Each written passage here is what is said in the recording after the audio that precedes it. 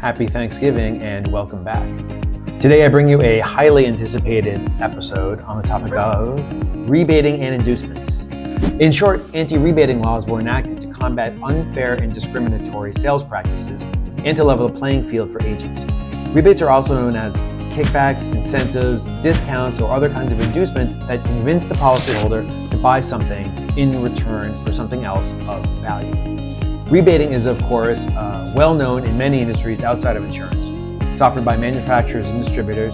Think Samsung discounts, T-Mobile offers. So it's not a dirty word, but insurance regulators acting in the utmost of paternalistic ways want to ensure consumers are not misled or taken advantage of, leading many non-insurance types to question why these regs exist in the first place. Depending on the state, regulators may be just as circumspect in commercial lines as in personal, and in surplus as admitted, despite the obvious differences. But no more editorializing from me today. A few examples of rebating. An insurance agent lowers his commission so the policyholder pays less. An agent promises future discounts on renewal. An agent gives basketball tickets in return for purchasing a policy. There are, of course, also exceptions. Nominal incentives, like a branded toaster, typically under $100, are fine, but it must be offered to everybody who is quoted, not just policyholders. So the regs themselves are a bit murky in this context. But why is rebating bad? A few reasons from the regulator perspective. One, it introduces unfair competitive advantages to some agents and brokers. Two, it can be deceptive to consumers.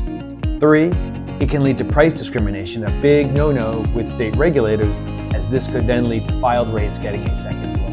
Now, with the rise of data, technology, and new means of evaluating risk, this has created conflict with some anti-rebating legislation, which of course is decades old and didn't anticipate modernity. For example, your homeowner's insurer wants to offer an IoT device that serves as a water sensor.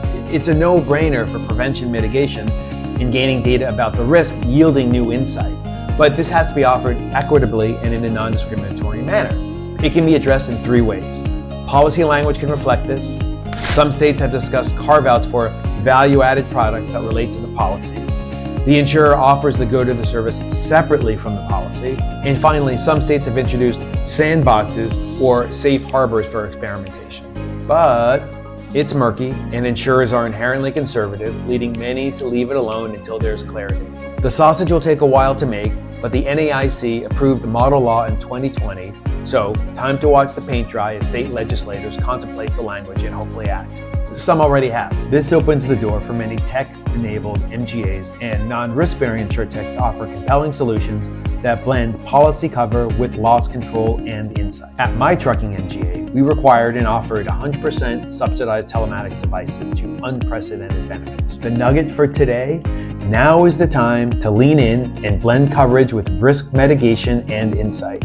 These slow-moving regulatory changes will keep incumbents at bay, waiting for legal sign-off. I don't know about you, but I don't want my GC calling the shots, so carpe diem.